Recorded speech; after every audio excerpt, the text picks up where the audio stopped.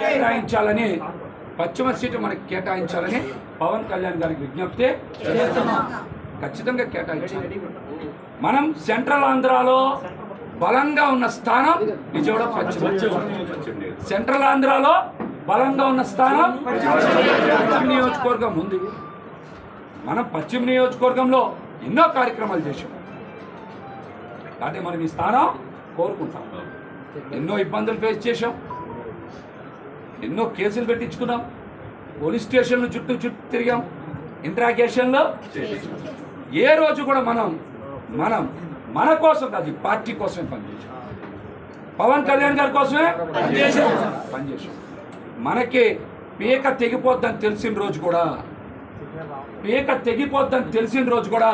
ముద్రగడ పద్మనాభం గారు వరుస లేఖలు ఆపింది పశ్చిమ నియోజకవర్గం నుంచి. ముద్రగడ పద్మనాభం గారు లేఖలు రాయలేదు, లేఖలు రాసినప్పుడు మనం ఆ రోజున ఏం చేశాం? నిలబడ్డాం కదా, పార్టీ తరఫున నిలబడ్డాం. మనం ఈ రోజున పవన్ కళ్యాణ్ గారి సిద్ధాంతాలు, పవన్ కళ్యాణ్ గారి ఆశయాల కోసమే పనిచేశాం.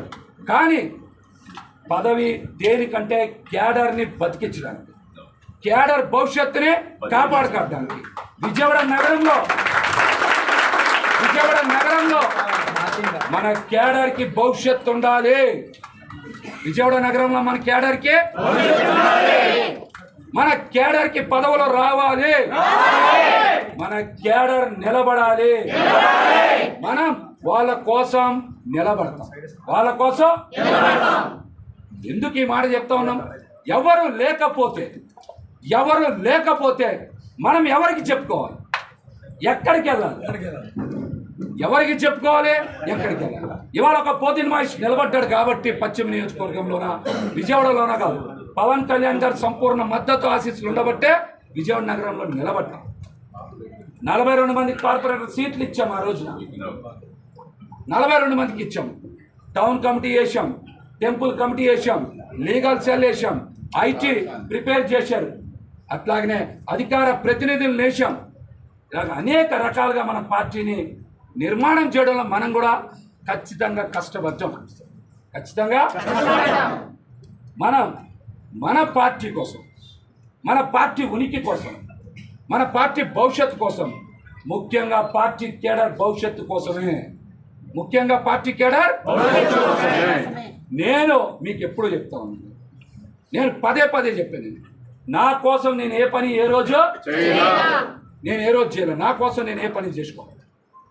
నేను ఎప్పుడు కూడా క్యాడర్ బాగుండాలి, వాళ్ళకి పదవులు ఇవ్వాలి, వాళ్ళు రాజకీయంగా ఎదగాలి, వాళ్ళకి మంచి స్థానాలు రావాలని ప్రతి ఒక్కరు నా దగ్గరికి వస్తే పార్టీని ఏదో రకంగా రిక్వెస్ట్ చేసి పదవులు వేశాను. ఎవరిని కాదనుకుంటే వేసాను. పార్టీలో 1-2 సార్లు ఎందుకు మహేష్తో ఒత్తిడి చేస్తూ ఉన్నారు. నా కోసం వేశాను పదవులు. ఈ పార్టీకి పునాదుల్లో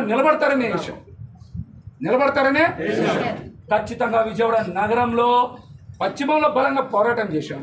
ఒక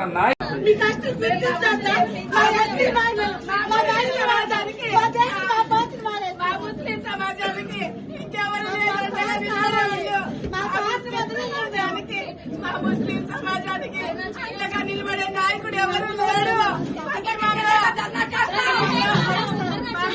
మా మహేష్ అన్నకి గెలిపించుకుంటాం.